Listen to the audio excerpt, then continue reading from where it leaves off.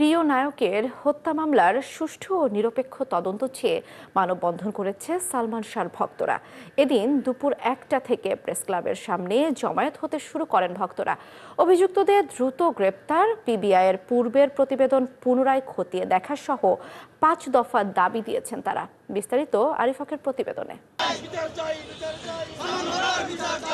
চিত্রনায়ক সালমান শাহ হত্যা মামলায় অভিযুক্তদের দ্রুত গ্রেপ্তার সহ 5 দফা দাবি জানিয়েছে ভক্তরা। শনিবার প্রেস ক্লাবের সামনে সুষ্ঠু তদন্তের দাবিতে মানববন্ধন করেছেন তারা। যেহেতু হত্যা মামলা হয়ে গেছে এবং মহামান্য আদালত বিষয়টা আমলে নিয়েছেন, তো আসামিদের তো গ্রেপ্তার করা উচিত, তাদেরকে জিজ্ঞাসাবাদ করা উচিত এবং বিদেশে যে আসামিরা পালিয়ে আছে তাদেরকে ইন্টারপোলের মাধ্যমে গ্রেপ্তার করে বাংলাদেশে এনে জিজ্ঞাসাবাদ করা উচিত। যেখানে ডন তার ফেসবুক পেজে বা তার ফেসবুক আইডি থেকে ঘোষণা দিছে যে আমি বাসায় আছি এবং 2-1 দিনের মধ্যে আমি আদালত আত্মসমর্পণ করব, আজকে 3 থেকে 4 দিন হয়ে গেছে, তাহলে কেন তার এখন পর্যন্ত অবস্থান শনাক্ত করা গেল না? হত্যা মামলার 10 দিন পেরিয়ে গেলেও অভিযুক্তদের শনাক্ত করতে পারেনি আইন শৃঙ্খলা বাহিনী।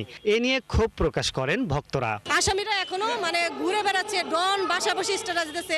সামিরা হক যদিও লাপাত্তা, তারপর ওনাকে যদি খোঁজ করা হয়, উনি হচ্ছে এই মুস্তাকের বাড়ি সার্চ দেওয়া হলো, ওনাকে কিন্তু দ্রুত নিয়ে আসা যায়। আসামির মধ্যে মূল আসামি সামিরাকে ধরলে অন্য সব আসামিরা বের হয়ে আসবে, কারণ কান টানলে মাথা চলে আসে, সামিরাকে টানলে সব আসামি বের হয়ে আসবে। এদিন নতুন প্রজন্মের ভক্তরাও এসেছিলেন মানববন্ধনে। তাদের একটাই দাবি, সালমান শাহ হত্যার বিচার চাই।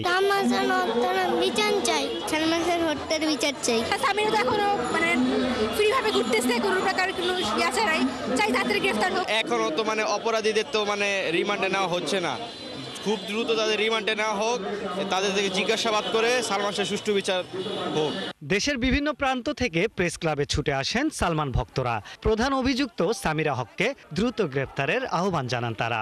সুদীর্ঘ 29 বছর পর সালমান শাহর অপমৃত্যু মামলাকে হত্যা মামলায় রূপান্তর করেছে আদালত। তবে তদন্তের ধীর গতি দেখে সালমান ভক্তদের মাঝে জেগেছে সংশয়। প্রিয় নায়ককে সঠিক বিচার এনে দিতে অপেক্ষা করতে হবে কি আরও 29 বছর?